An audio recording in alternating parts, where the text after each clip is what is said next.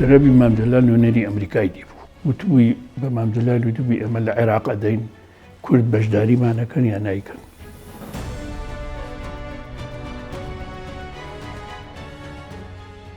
وتبووی ئەگەر ئێوە سەرکەوتن چی بە کورد دەدەن؟ ئەویش بە مام جەلال وتبووی تاڵەبانی تۆ پۆکەرە زانی؟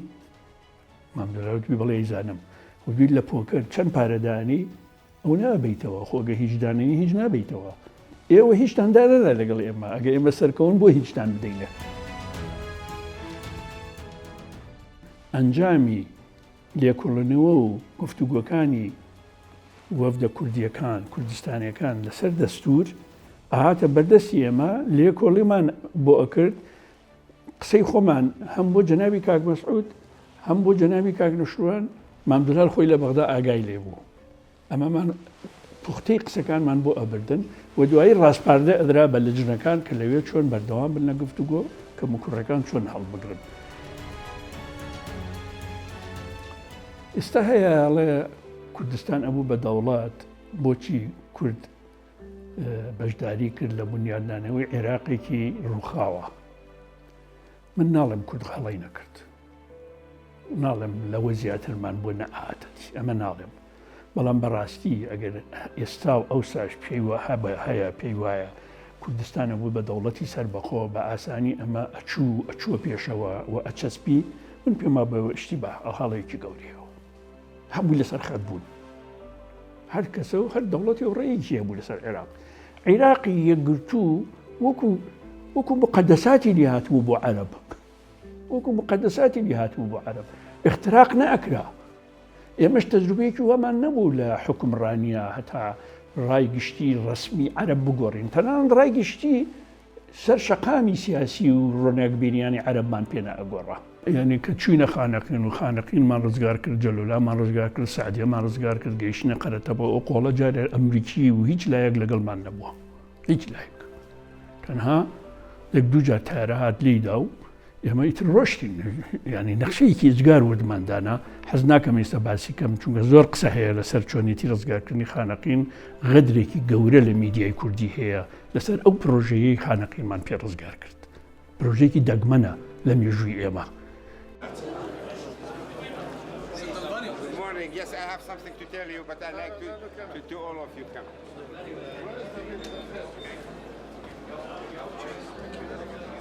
We discussed all papers and it was passed unanimously, accepted by all participants in the committees.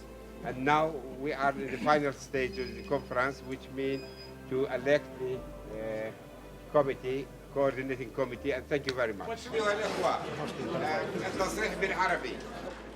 بقيت مسألة لجنة التنسيق والمتابعة، وحيث أن هذه اللجنة يجب أن تمثل الجميع وترضي الجميع، لذلك فنحن بحاجة إلى مباحثات جديدة ومطولة ومكثفة مع جميع المشتركين، حيث نحن نرغب أن تتمثل في هذه اللجنة الجماعات، المستقلون، العشائر، الضباط. عێراق بە درێژایی دامەزراندنی و بەم قەوارە سەپاندنەی لە 1921 هەمیشە هەڵاوساوە بەڕوودا بوو. قەت چارەکە سەدەیەکێک لە عێراق تینە بەڕێوە سەقمەم گیر بێ، ئارام بێ، کێشە نەبێ، ئەوە نەبێ. یان شەڕی کوردستان بەردەوام بووە لە زمانی راپەڕینەکانی شێخ مەحمووە بۆ بەرزانەکان وەرەوە بۆ چلەکان و عێراق و کانونی وەزبە و ئینقلابات و ئەوانە، یان کێشەی گەورە هەبووە لە بینی عێراق مەسەر، عێراق کوێیت، عێراق ئێران، عێراق تورکیا، یان کودەتا لە دوای کودەتا لە وڵاتە ڕوویداوە. حتا بەعز سێ جار کودەتای لەسەر خۆی کرد. ئەم وڵاتە ینی ئێمە کە دەستماندایە خەبات دراسی وڵاتەکەمان کردبوو. من نەچوون بە گشت وڵاتێکە پێشبینیمان نەکرد بێکە گۆڕانکاری لە وڵاتەکەیەتە دی. ئەمەزانی ئەم وڵاتە دیسانەوە بەرەو دەورانی گۆڕانکاری ئەڕوان. هەر بۆیە کە ئەبینی 76 بۆ 80 4 ساڵ تێپەڕی لەسەر شۆڕش جەنگی ئێرانی عێراقی بەرپا بوو. ئەو تەواو بوو بەحسابی دوژمنان تەواو بووینە مەش لەگەڵ تەواو بوونی جەنگی ئێرانی عێراقی کەچی کۆی داگیر کرا. لە کوێیت سەدام ئەو تەنازولەی کە کردی شەرمەزارترین جۆری تەنازل بوو لە مێژووی دکتاتۆرەکانی عالەمە. هیتلەر ئەوەی نەکرد باشە هەتا ڕووخا شارەکەی خوارد ئامادە نەبوو ئەو تەنازولە بکە. دوای ئەوە خۆتانە بینن ڕاپەڕین و گۆڕانکاریەکان هاتە پێشەوە. دیسان مابوو ینی بەبەریەوە مابوو عێراق بچەرخێ نەبوو لە داگیرکردنی کۆیت و لە لێدانی سوپای عێراق سیناریۆکە کۆتایی بێت. چونکە ئەو ڕووداوە کەوتە زەمانێکەوە سەرمایەداری جیهانی وەروپا ڕۆژئاوا کەوتو بوونە دۆخێکەوە ئیتر ئەبوو وەربچەرخێن بۆ قۆناغێکی باڵای سەرمایەداری نەبوو کلاسیک بمێننەوە لە ڕابردووە بمێننەوە بچەقن. چونکە سەرمایەداری لە ناو خۆیان شۆڕشی دووەمی پیشەسازیە کرد. شۆڕشی یەکەم سەدەی هەژدەم بووە کۆتایی سەدەی بیستەمی شۆڕشی دووەمی پیشەسازی دەستی بەکرد. پیشەسازی لە پیشەسازی زەبەلەحەوە بوو بە پیشەسازی کۆمپیوتەر، گیرفان، عەقڵ، معریفە، لیزەر، تەکنیک هەموو ئەمانەی کە ئێستا ئیبینین تا ئەگەینە گیری دەست کرد. ئەمە پرۆسی دووەمی قۆناغی شۆڕشی پیشەسازیە. سەرمایەداری نەیەتوانی لەم قۆناغا سەرکەوتن بەدەست بێنێ و لەسەر ئاستی دنیا باڵا دەست بێ ئەگەر گۆڕانکاری لە هەندێک لە سیستەمەکان و لە هەندێک لە ناوچەکانی نفوز نەکا. جاران بە جەنگ ئەمەگەیانە کرد. لە جەنگی یەکەمە هاتن داگیریان کردین. لە جەنگی دووەمە لە بینی ئەڵمانیای نازی ئیتالیای فاشی بە پشتیوانی ژاپۆنیەکان جەنگێکی گەورە بۆ چۆنیەتی گۆڕینی کۆمەڵێک لە چەمک و ڕەگەزە گەورەکانی بەشەریەت ئەو جەنگە بەرپا بوو. خەتەرناکترین جۆری جەنگ بوو. یعنی وە نەبێ بڵێن وەکو جەنگی یەکەم تەماحی دزین و جەردەیی و دەست بە سەراگردن و ئەمانە بوو بێ. نازیزم و فاشیزم ئەیانویست بەشەریەت لە قاڵب بدەن، لە قاڵبی ئایدۆلۆژی خۆیان بدەن. یعنی جەنگی دووەم زۆر جیاوازە لە جەنگی یەکەمی جیهان. بۆیە هەمیشە وتومە چرچڵ پیاوێکی گەورەیە لە مێژوو نەک ستالین. ستالین یارمەتی هیتلەریدا کەچی چرچڵ یەکەمین کەس بوو لە ناو پەرلەمانی بریتانیا خەتەری نازیزمی لەسەر ئاشتی دنیا دەرک کرد و باسی کرد لە ئەوڵەوە وەکو دەرکردن لە پەرلەمان دەریان کرد. ئەڵام لە نەتیجە وتیان وەرە بە ڕئیس وزەرا تۆ ئەتوانی قیادەی وڵاتی ئێمە بکەی لەم مەحنەتە. بۆیە ئەو گۆڕانکاریانەی کە لە عێراقا ڕوویدا یعنی ئەم قسانم ئەمەوێ بۆ ئەوە بێ ئەو گۆڕانکاریان لە عێراقا ڕوویدا کتوپڕ نەبوو لە مێژووی عێراقا، لە مێژووی کودەتاکانیە و لە زاڵبوونی شۆڤێنیەت و فاشستی ڕۆژهەڵاتناسی سەدامە بەعسا کتوپڕ نەبوو. عێراق وەکو عەرەبەڵە حوبلە بالمفاجئات یعنی ئاوسە بە ڕووداوە ناکاوەکان ڕووداوە ناکاوەکان. بۆیە ئێمە کەوتی ناو یعنی زیرێکی قیادی کوردی بە چاوپۆشین لەوەی لە ڕابردووە هەڵەمان کردووە چیمان کردووە چیمان نەکردووە. من نامێن بچمەنە ئەوردەکاریە. زیرێکی قیادی کوردی لە ساڵی 1988 لەوە بوو جەنگی ئێرانی عێراق وەستا بەڵام دەرکی گۆڕانکاری تر ئەکرا. من خۆم میچێک بوو لەوانەیە ئەمود ئەگۆڕێ لەگەڵ سەرکردەی گەورە ئەو کاتە دانیشتووە بەس پێم بڵێن سەدام بۆ ملیۆنە سوپای هەیە ملیۆنە سەربازی هەیە تەسریحیان ناکا بۆ خۆی پرچەکەکە بۆ کێشەی هەیە لەگەڵ کۆیتی سعودی ئەوانە. نووسینم هەیە ئەو کاتە نووسینم هەیە کە ئەڵەم گۆڕانکاری ئەبێ وا کۆمەڵک لە سەرکردەکانی ئەو کاتە کە بینی و من وەڵاو وەکو گاڵتەیان بۆ تەرحا کرد. باشە ئەمە ڕۆژێک دێ و مێژوویەک دێ باسی یەکەم و ئێران شایەتە کە من لە ناو سەرکردەکانی ئەو کاتە چۆن وتومە لە عێراق ئەدرێ و تا ڕوخانیشی ناوەستن. چونکە وەفدێکی باڵای لێکۆڵینەوە لە ئێران هات مەسئولینی هەموو حیزبەکانی بینی. من ئەو کاتە مەسئولی ئاڵای شۆڕش بووم هاتم بۆ لای منیش بە جوانی بۆ ڕوونکردنەوە چی لە سەدامەکەن و چۆن لە ئەنجامە ئەڕۆخێن. لە ناو پرۆسەکە مانەوە گۆرنگ بوو، زۆر گرنگ بوو کاکە. بەعکسەوە ئەگەر جەنگی ئێران و عێراق بوەستایە بە هەر پاساوێک بواە ئەو هێزە بچووکەی بەرەی کوردستانی بە پارتیزانی و بە پەناندەیی ئەگەر بڵاویان لێ بکردایە بە هەر پاساوێک بواە کە هەبوو ئەویست بڵاوی لێ بکە، بڵاویان لێ بکردایە فرسەتی داگیرکردنی کۆیت و لێدانی سوپای عێراق لە دەست کورد دەرەچوو تەواو و هەش بوو ئەویست مفاوەزاتێکی گەورە لەگەڵ عێراق بکات لەو تێکشکاویە هەش بوو کەوا بێ یەکەم خۆڕاگری کورد گرنگ بووە، دووەم دووربینی هەندێک لە سەرکردەکانی کورد و هەندێک لە قیادەکانی بەرەی کوردستانی و خۆڕاگریان و تا ڕادەیەک چارەسەرکردنی هەندێک کێشەکانیان گرنگ بووە، سێهەمیش خوێندنەوەی مێژووی عێراق گرنگ بووە، چوارەمیش وەرچەرخانە مێژوویەکانی سیاسەتی نێودەوڵەتی، خوێندنەوەی ئەو وەرچەرخانە مێژووی سیاسەتی نێودەوڵەتی لەسەر هەموو ئاستی دنیا و لەسەر ئاستی ئیقلیمی گرنگ بوو. نوشیروان جوابی ئەمە بە تەفسیل بداتەوە.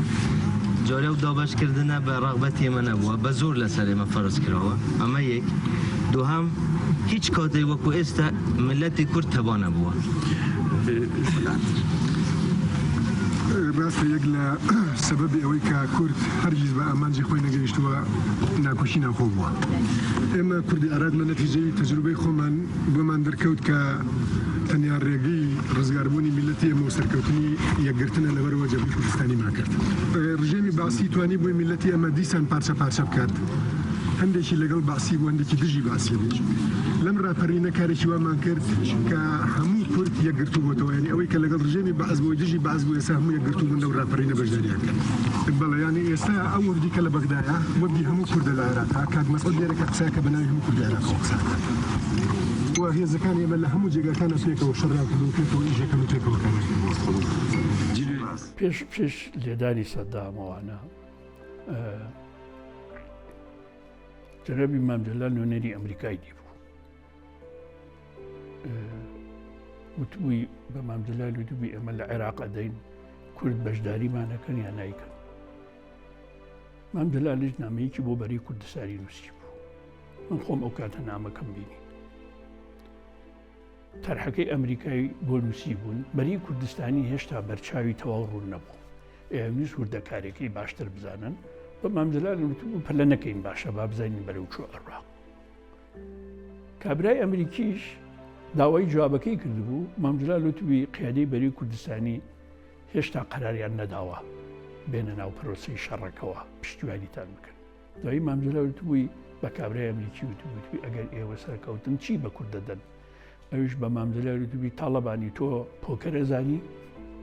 مام جەلال وتبووی بەڵێ زانم. وتبووی لە پۆکەر چەند پارەدانی؟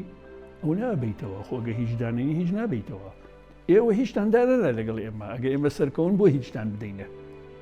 تێگی بەڵام باش بوو ئەو پرۆسەیە گۆڕا، بەرچاوی بەرەی کوردستانیش ڕوون بوو و دوایی بڕیار دراکە چی بکرێت لەگەڵ ئەو پرۆسەیە کە لێدانی عێراقا. ئەمە وای کرد کورد لەگەڵ معارەزەی عێراقی هەموو جگە لە حیزبی شوعی خۆی هێل لە معارەزە بوو، خۆی هێل لە جوود بوو، جگە لە حیزبی شوعی لەگەڵ شیعەکان باشترین علاقە بێ، لەگەڵ مەجلیسی عەلا لەگەڵ حیزبی داعوە باشترین علاقە بێ، کۆبوونەوەکانی دیمەشق، کۆبوونەوەکانی تاران، هەردوو دەوڵەتێک هەم ئێران هەم دیمەشق زۆر یارمەتی معارەزەی عێراقیان ئەو کاتەدا، زۆر معارەزەیاندا نابێت وەکو هینەڵێ چاکە لەبیر ببرێتەوە. بەڕاستی یعنی ئەگەر تاران و دیمەشق نەبووایە ئاسان نەبوو معارەزە کۆ ببێتەوە. سەرنجامی ئەوە وڵانە بوو کە کۆی داگیرکرا یەکەمین کۆنگرەی معارەزەی عێراقی لە بەیروت بەسرا، هەرچی هەبوو بەشداری کرد گەورە و بچووک.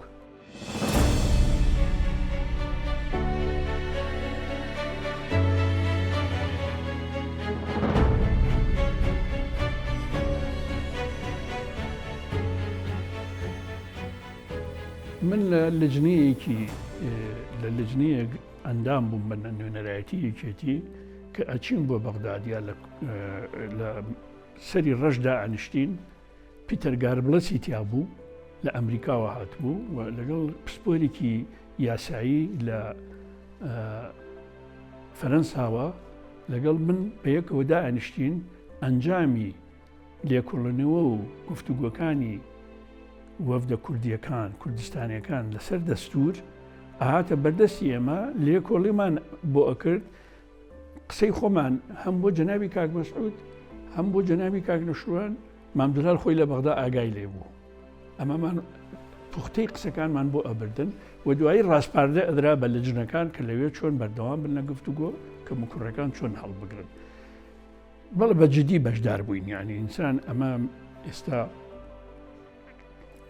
22 ساڵ بەسەر ئەوە تێپەڕێ بەڵێ بە جدی بەشدار بووین و کورد دەورێکی گەورەی هەبوو لە نووسینی دەستور تقریبا نوێنەری کورد ئەو کاتە بە ڕاستپاردەی مامدلال و کاک مەسعود دکتۆر فواد معسووم دەوری بینی لەوە دەورێکی گەوری بینی لەوێ دکتۆر محمود دەوری بینی لەوە چەند جارێک ئێمە چوینە بەغدا ئەوانمانە بینی گفتوگۆمانە کرد لەسەر ئەو مۆزوعانەوانە من ئەمەوێت لێرە شتێ بڵێم ئێستا هەیە ئەڵێ کوردستان ئەبوو بە دەوڵات بۆچی کورد بەشداری کرد لە بنیادنانەوەی عێراقێکی ڕووخاوە من ناڵێم کورد هەڵی نەکرد ناڵێم لەوە زیاترمان بۆ نەئاتت ئەمە ناڵێم بەڵام بەڕاستی ئەگەر ئێستا و ئەوساش پێی هەیە پێی وایە کوردستانە بوو بە دەوڵەتی سەربەخۆ بە ئاسانی ئەمە ئەچووە پێشەوە و ئەچەسپی من پێما بەوە شتی بە هەڵەیەکی گەورەیەوە لە سەدا 90 داخوازەکانی ئەمە لە دەستوری کوردستانە چەسپیوە دەستوری عێراق ببوورە بەڵێ چەسپیوە چونکە ئەو کاتە تەداخلی تورکیا هەبوو تەداخلی ئەمریکا هەبوو تەداخلی بریتانیا هەبوو فشاری فەرەنسا هەبوو فشاری ئێران هەبوو کە لەوە زیاتر نەبێ لە فیدرال زیاتر نەبێ فشاری کۆیت هەبوو فشاری سعودی هەبوو هەمووی لەسەر خەت بوون هەر کەسە و هەر دەوڵەتی و ڕێیەکی هەبوو لەسەر عێراق عێراقی یەکگرتوو وەکو مقدساتی لێ هاتبوو بۆ عەرەب وەکو مقدساتی لێ هاتبوو بۆ عەرەب اختراق نەئەکرا ئێمەش تەجروبەیەکی وەمان نەبوو لە حکمڕانیە هەتا ڕای گشتی ڕسمی عەرەب بگۆڕین تەنانەت ڕای گشتی سەر شەقامی سیاسی و ڕۆناکبینیانی عەرەبمان پێ نائەگۆڕا کەمترین نووسەر هەبوو قبولی کاکە ئێمە جا ببینەوە کەمترین نووسەری عەرەب مەبەستمە لە فارسا کەسم نەدیوە لە تورکا تا ئێستاش نییە ئەوەیان هەڵەبوون نەمان کرد ئەوەیان لە 91ەوە هەتا ڕوخانی سەدام دوای ڕوخانی سەدامیش تا ئەم دەقیقەیە قسەکەین نەنووسین دەستور هەڵەیەکی گەورەیە ئەو کاتێک کێشە هەبوو بۆ چۆنێتی تەعاملکردن لەگەڵ سەدام کێشە هەبوو لە دامەزرانی پەرلەمانی کوردستانەوە بۆ چوونی جیاواز هەبوو بەڵام من خۆم ناتوانم بەڵام لەبەر دڵی سەدام بووە لەبەر دڵی سەدام بووە ئەی ئێستا لەبەر دڵی کێ نایکەن خۆ سەدام لە قەبرەکە ئێسکەکەی ژیرەماوە تەوەلیە یعنی هەندێشت هەیە ئەبێ بە حکومدان ئەساسیشی نییە ئەساسی نییە ناڵم بوونی سەدام تەئسیری نەبووەوە کاریگەری لەم لاولەنانە بۆ من ناڵم بەڵام ناڵم هەموو سەبابەکان ئەوە زۆر سوپاسی ئەمریکا و بەریتانیاکەین بۆ ئەو یارمەتیەی گەلی عێراقیاندا بۆی ڕزگاری ببی لە ڕژێمی دیکتاتوری. I'd like also to thank the United States government and the UK government for helping the Iraqi people to achieve their liberation. To leave their places. I think the message there is the only ethnic cleansing. No, this is not our dream. This is accusation of our enemy to us. Our dream is to have to live within the framework of a democratic Iraq based on the democracy, parliamentarism, human rights federation, and the equal citizenship rights for everyone. People without law to leave their places. I think the message there is the Our desire is that the new government of Iraq represent all Iraqi people, Kurdish people, Shiite, Shia, Turkoman, Assyrian, Chaldean, all people. It'd be a mosaic of the cultures, the religions, the ethnicity of Iraq. والله عندي اشتهر باس ناكم هو ناكري بلام بدزي أمريكا هاتبو معلوم بو لقال إيرانش قفتو قويان هبو وتعهين هبو هاو كادي شونيتي تنسيقي كاركا هبو لقال إيرانا جنابي مام جلال أو كاري كرد لناو بارتيشا جنابي كاك مسعودي كرد هو كاريك نبو همو كسك بشتا خواروا زور نهيني بو تیمێکی ئەمریکیەکان هاتبوو ناوێنان تیمی قەڵاچۆلان لەوێدا ئانیشتن ئەوانەی کە مەسئولی پرۆسەی عەسکەرێکە بووین چەند کەسێک بووین یەکێک لەوانە من بووم من ئەچوومە ناو ئەو گروپە لەگەڵیاندا ئانیشتم من لە بیر بە مەسئولی گروپەکە ڕۆژێکان بانگی کردوم کاک هەڵۆی برای مەحمەدی لەگەڵ بوو بانگی کردم وتی پرۆسەکە خەریکە دەست پێەکە لێدانەکە وابێ تۆ مەسئولی جەبهەی خانەقین و جەلەولا و دیالەوانیت سێ تەلەفۆنی سورەیاکان بۆمان داناوی بۆ ئەوەی کە بینیریتە ناو شارەکان ئەو شوێنانەی گرنگە بۆمان تەشخیصکەن بە پێڵەن ئەحداسیات بۆی لێدەین وتم پێویستم پێی نییە وتی بۆ وتم پێنجیشم ناردووە کابرا حەبەسا ئەنجا فعلەن پێنجم ناردبوو بن کابرا حەبەسا وتی چۆن ناردووتم بەڵێ من مانگێکیشە بێ پێنجم ناردووە یەک بۆ جەلۆلا یەک بۆ سعدێ سێ لە ناو خانەقینە ڕقەمەکانیشم مایەوە تم کوێتانەوێ بەسەر چاو ئەم تەنسیقە بەردەوام بوو لەگەڵ ئەو تیمەی ئەمریکیەکان کە لەگەڵ هاتنە خوارەوە دوای من بە 4 ڕۆژ بە 5 ڕۆژ هاتنە گەیشتنە خانەقین تیمەکە تیمێکی بچوو بوون بەڵام دەسەڵاتیان هەبوو جارێکیان پێم وتم لە فڵان معسکەر بە نیو ساعتی نەبێت 2 تیارەها داغانی کرد ئاوا بوو ینی ئەو نەتۆکمە بوون تەلەفۆنەکانی ئێمەش دقیق بووینەکانی ئێمەش دقیق بوو لەبەر ئەوە ئەو تەنسیقە هەبووە ینی تەنسیقێک بوو لە ئاستێکی بەرز بوو بەڕاستی طبعا لەوێش لە مەسیف هەبوو هەردوو تیم لەو بەر و لەم بەر بە عێراق ینی کە چوینە خانەقین و خانەقینمان ڕزگار کرد جەلۆلامان ڕزگار کرد سعدیەمان ڕزگار کرد گەیشتنە قەرەتەبەوە ئەو قۆڵە جارێ ئەمریکی و هیچ لایەک لەگەڵمان نەبووە هیچ لایەک تەنها یەک دوو جار تارە هات لێیدا و ئێمە ئیتر ڕۆشتین ینی نەخشەیەکی ئجگار وردماندانا حەز ناکەم ئێستا باسی کەم چونکە زۆر قسە هەیە لەسەر چۆنیەتی ڕزگارکردنی خانەقین غەدرێکی گەورە لە میدیای کوردی هەیە لەسەر ئەو پرۆژەیەی خانەقینمان پێ ڕزگار کرد پرۆژێکی دەگمەنە لە مێژووی ئێمە غەدری یەکێتیشە تۆ سیر کە کاکە 54,000 تعریب لە خانەقی دەرکراوە زلە لە یەک عەرەب نەدراوە گسکی یەک ماڵە عەرەب نەدزراوە باشە بەو پەڕی ڕێزەوە بەڕێمان کردوون پارەیان نەبوو یا منان تێ سیارەیان تایی نەبووە بۆمان کڕیوە گازۆیل و بەنزینیان نەبووە بۆمان دابین کردوون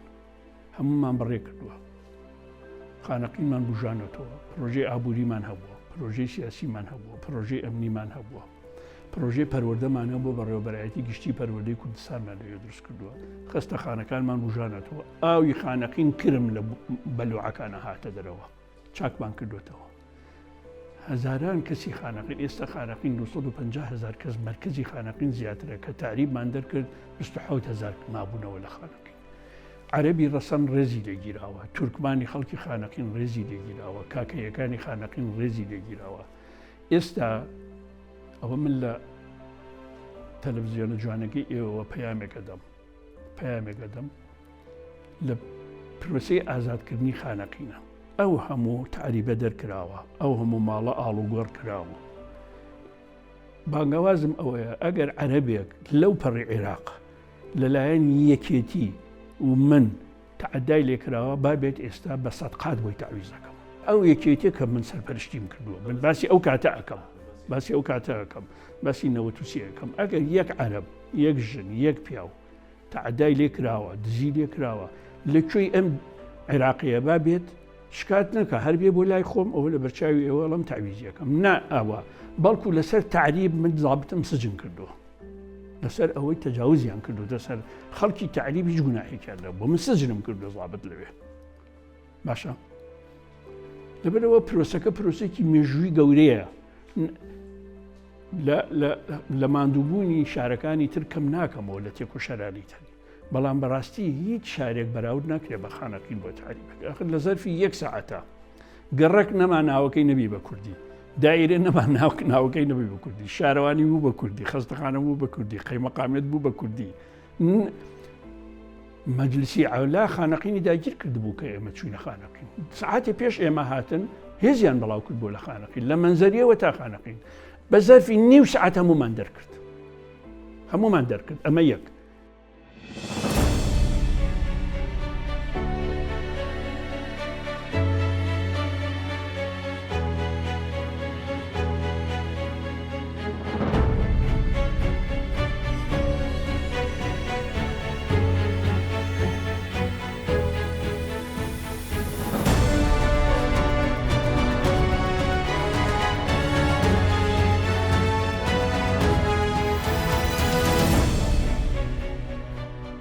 زیاد لە 30,000 مجاهدین لەوێ بووە. 40 ڕاجیماتی چلیان ڕوبەڕووی خانەقین کردووە. 40 ڕاجیماتی جگە لە 16 و 8. شەڕی مان و نەمانیان نەکرد ئەگەر تووشی شەڕ بوونایە. ئەمریشم بۆ هات شەڕیان کەم نەمکرد. ئاخر یەکێک سەرکردەی جەبهەوی بیوەوە دۆخە کە باش بخوێنێتەوە ئەزانێ شەڕ بکە باشە یا شەڕ نەکە باشە. ئەمر شتێکە جێبەجێکردنی چۆنیەتی جێبەجێکردنی شتێکی ترە. ئەمرم بۆ هات جێبەجێم نەکرد. ئەو لایەنەی ئەمریکای بۆ هێنام قەناعەتم پێکردن کە شەڕ نەکەین باشە. ووتم من ئەم مشکلەی بە سیاسی چارەسەرەکەم ناو نابم باشە فعلەن وام کرد فعلەن وام کرد و ئەوانش مەمنونم بوون کە وام کرد. ئەوەی وتم جێبەجێم کرد. ئەوەی کە زۆر یارمەتی دام لەو بارەیەوە کاک عەدنانی حەمەیمینە و ڕەحمەتی ئاغاد عەبدەڵڵا فۆت بوو بەیە کە ئەم لجنەی ئەم کارەمان کرد. بەڵام من بە سوودی جەبهەکە بووم باشە. شەڕێکی خوێناوی ماڵوێرانکەرم لە خانەقین دوورخستەوە کاکە چوون بۆ عزێم بۆ خۆیان. خۆم چوومە سەر جادە 250 بۆ 300 پێشمەرگەمبەر جادەگەم بۆ گردن هەمویانمان بەڕێ کردووە. بەس بەوە قەناعەتیان کرد بڕۆن کە من خۆم بچم زەمانی هاتنە دەرویان بکەم. لە جەلەولاوە هەتا ئیمام وەیس کە زیاتر لە 30 کیلومەترە ئەمانە سەنگەریان لێیا بوو هەموو چەکەکانیشان ڕوبڕی خانەقین کردبوو. ئەمە کوا تحقیقی لێکراوە ئەم هەنگاوانە تحقیقی لێکراوە. ئەخ میدیای کوردی ئێستا ئەگەر باسی ڕۆژنامەنووسێ بکەی بڵێ سیمێڵ لە تۆزە بۆیەت زیاد لەیەوە سێ وتارە لەسەر نووسێ باشە کەچی گەورەترین پرۆسەی مێژووی زۆر تەبیعی ڕۆشتووە. من لەوێ کە ڕۆشتوم ئەمری مام جەلالم پێیە لەگەڵ کاک نەشروان تەنسیقمە کرد خۆشم خانەقینە. هەم لە مام جەلال هەم لە کاک نەشروان دڵسۆزتر بووم بۆ خانەقین و گرێویشم کردو لەگەڵ مام جەلال کە خانەقین لە 180 ئەبێ بە یەکێتی. قسەکەشم دەرچوو گرەوەکەشم لێ بردەوە باشە. ئێستا ئەکسەرێتی دایرەکانی خانەقین عەرەب نینەوە هەڵەیە و مەعلوماتت. ئێستا ئەکسەرێتی کووردە، پۆلیسی کووردە، قەیمەقامی کووردە، شارەوانێکی کووردە، ئاسەکەی کووردە. نا ئەکسەرێتی عەرەب نین بە هەڵە نەچین. ئەوەی کە لە خانەقین ئازارەدا دوو شتە.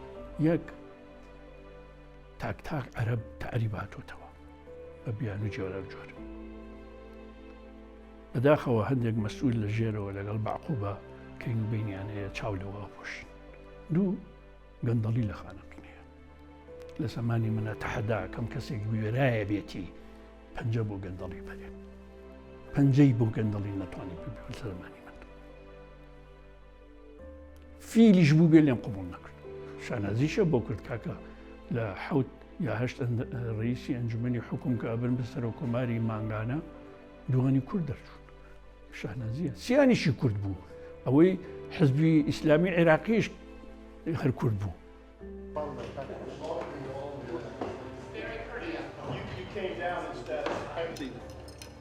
British are doing down there. Where I really need to go is to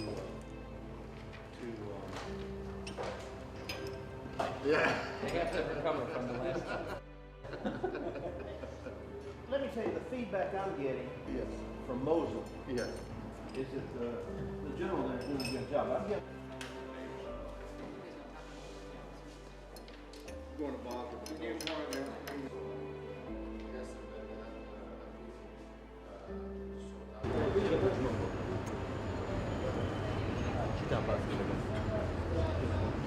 Yes, it's Kurdish TV.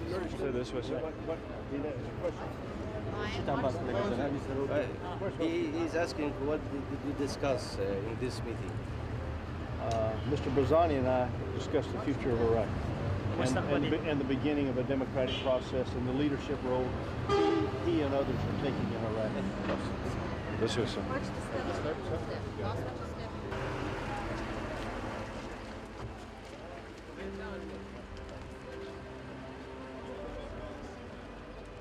Okay. Thanks, good. All right. Just let me know what they need every day, okay?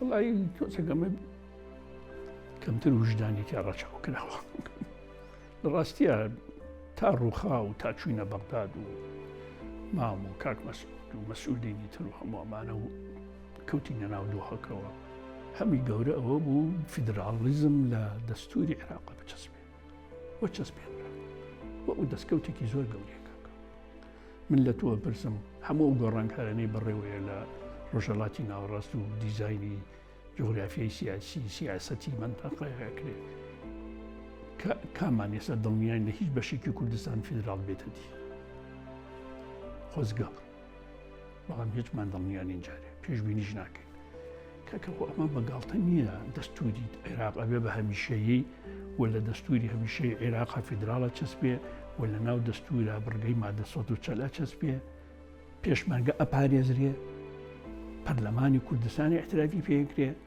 یاساکانی پەرلەمانی کوردستان ناتوانێت لە بەغدا تەعەن بکرێ ئەگەر ناکۆک نەبێ لەگەڵ دەستورە کاکە ئەمە دەستکەوتانە دەستکەوتی گەورەن بودجە پشکی کوردستان دیاری ئەکرێ دەستکەوتی گەورەن بەڵام شەخۆر هەبوو بەڵێ هەبوو دز هەبوو ئەرەوەڵا هەبوو هەڵپەکە هەبوو ئەرەوەڵا تەکەتولەکان دەوریانە بوو لە دانانی ئەم کار بەدەست و ئەو وەزیر و ئەو مدیر عامی کەم کەفاعەت ناڵم هیچ ئەرەوەڵا هەبوو تا ئێستا شەیە تا ئێستا شەیە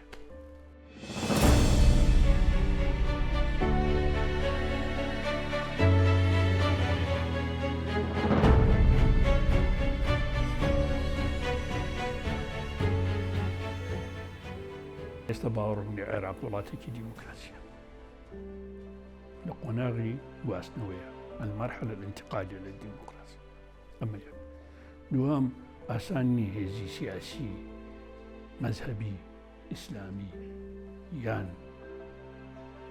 هەر هێزێکی تری عەقیدەیی ئاسان نییە لە ڕۆژهەڵاتی ناوەڕاستە تەحول بکا بۆ ئەوەی ببێ بە دیموکراسیەکی عیار 24 ئێمە ئەوروپا نییە حزبە مەسیحیەکان دیموکراتین چونکە هیچ ڕێگایەکی تر لە بەردەمیان نەموە لە ئەوروپا ئیلا ئەوەیە حزبە مەسیحیەکان بۆی شتێک لە خۆیان بپارێزن وایە ببن بە دیموکراسی ئەگەنە هەتا 1936 پاپای کاسۆلیک پشتیوانی مۆسۆڵینی کردووە فاشی لە 1936 بەدوایەوە بۆ بە ئەلمانی ئیتالیا باشە لە وڵاتی ئێمە ئاسان نییە حزبی عەقیدەیی تەحول کا بۆ دیموکراسی ئەمە پرۆسیەکی زۆر دوور و درێژە کاتێکی زۆر زیاتری ئەوێ ئەوە یەک دوم دەسوەردانی ئیقلیمیتان لەبیر نەچێت ئاشکراو نهێنی کە چەند ڕێگەیان داوە عێراق بێ بە دیموکراسی و لە ناو ئەو ڕێژە دیموکراسیەی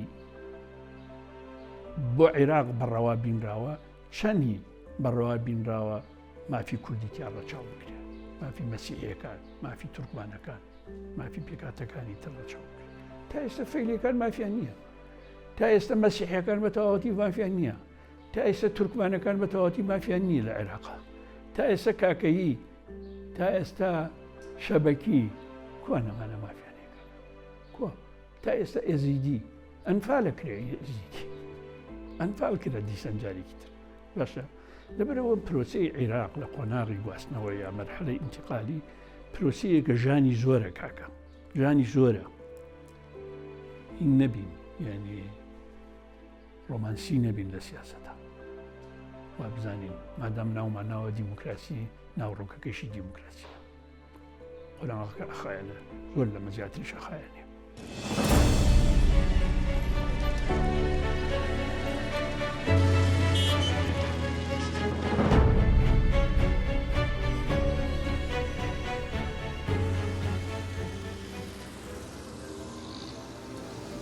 ئەوە لە ڕووی بابەتیەوە باسی کێشەکانی جێبەجێنەکردنی دیموکراسی بکەین لە ڕووی زیاتیەوە کێشەی گەورە بۆ ئێمە شەڕی ناوخۆ بوو شەڕی ناوخۆ کێشەیەکی گەورە بوو ناکۆکی یەکێتی و پارتی لە ڕەهەندی ستراتیژیا مشکلێکی گەورە بوو من دڵنیا دەکەم 98 جەنابی مامجەلال و جەنابی کاک مەسعود ئاشتیان نەکردایە، ئیتفاقی واشنگتن تەوقیع نەکرایە و خۆمان کورد خۆمان ئامادە نەکردایە بۆ ئەوەی هەلی ڕوخانی سەدام بقۆزینەوە. دڵنیا دەکەم دۆخێکی زۆر خەتەرناکە هات بەسەرمانە بە ناوکۆکی و بە شەڕ و بە ڕقی سایکلۆجی دێرین و تازەوە بچوونێتە ناو پرۆسەکە. بیرتان نایە لەسەر کەرکووک خەریک بوو دیسانێکێتی و پارتی لە دوای ڕوخانی سەدام دیسانەوە بچین بە گژیەکە. باشە دەی باشە بەو هەموو ڕێککەوتنی هەمەمان بوو لەسەر یەک ڕوودا و خەریک بوو لە کەرکووک هەڵشاخێن بە یەکە جارێکی تر. کاکە نووسەری کورد، چاودێری کورد و ڕای گشتی کورد ئەبێت تێمەگەن. ئێمە هێشتا لە ناو گێژاوی کۆن و نوێی ناکۆکیەکانی ناوخۆ و شەڕی ناوخۆ و سەردەمی جەلالی و مەلایی و سەردەمی شەڕی ناوخۆی 76 تا سا ئیتفاقی واشنگتن ئێمە ئەم پاشماوەی ئەم ناکۆکیانەوە و مۆتەکە ئاسانیشتووە بەسەر سنگمانەوە هێشتا. تەجاوزکردنی ئەم قۆناغا سیرکە نەوەیەکی دوونەوەی دوێی ڕاپەڕینیشی خوارد. 91 تا ئێستا چەند ساڵ تێپەڕیەوە ئەوە بەرەو دوونەوە ئەڕۆین. ئەمە هێشتا لە ناو ئەم جێژاوەش پشومان درێژکەین. باشە پشومان درێژکەین و تکایە یانی هین بە دابڕاوی لە حەقیقەتەکان حکوم نەدرێ باشە، حکوم نەدرێ باشە. من ئێستا مەلابەختیاری 2023 نیم خۆتان نەزانە، منش ڕخنەم هەیە، منش هەڵۆستی جیازم هەیە، بەڵام بەڕاستی هیچ کێشەیەک لە کوردستان نابێتە مای ئەوەی من بکەومە دژمنایەتی تەجروبەی دەرنەتەوەکەی خۆم. من ململانی ئەەکەم، دژمنایەتی ناکەم. هەڵەی گەورەی مەعارەزە لە تاریخە ئەوەیە دژمنایەتی ئەەکەن کەکە ئەمانە جیاوازی بینی دژمنایەتی و ململانی ئەبە بزانن. دوو چەمکی زۆر جیاوازە، زۆر جیاوازە. ململانیان لە ناو پرۆسەکەی دژمنایەتیت خاتە دەرەوەی پرۆسەکە.